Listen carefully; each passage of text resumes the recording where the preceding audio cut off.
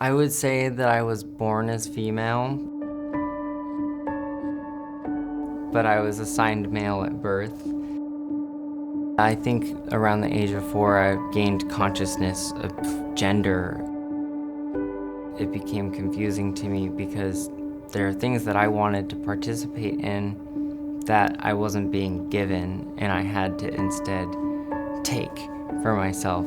After having spent her formative years in unstable living situations, Cass first began her journey to legally change her name and gender at the age of 25. Without a support system or anyone to rely on, the path ahead seemed daunting. It definitely takes an emotional toll to be misgendered. Take, for example, having to go to the hospital. Situations like that are stressful enough, and to have misgendering occurred makes those situations much worse.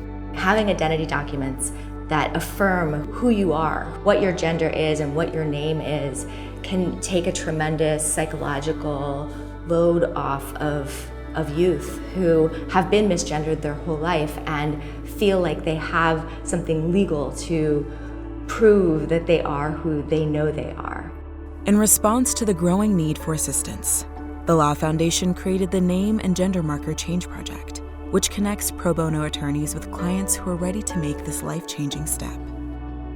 There's a lot of people who are going through this transition and need help, and there are not enough attorneys to help them. So we're able to harness pro bono volunteers to help the clients who want to make these changes.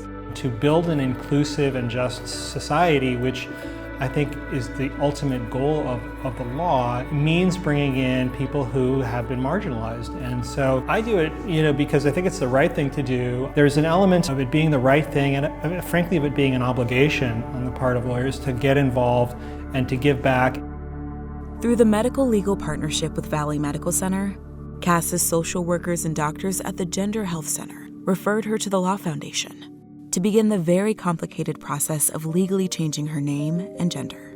I walked in and I introduced myself to Tamara, and all of a sudden I had this amazing resource that could help me with gender transition, and that has been important to me because you don't wake up and go, oh, I understand all the things that I need to do for my gender transition, but the Law Foundation already knows how to get through all of those bureaucratic processes. It's just a matter of reaching out and asking for help with them, and that's incredible. I think that for someone like Cass, for the first time, their true self is being acknowledged by the wider world, and that's a really validating and exciting and joyful experience for a lot of people. I think for myself, gender transition has been sort of like a phoenix rising from its ashes. It comes back to life, and that's really cool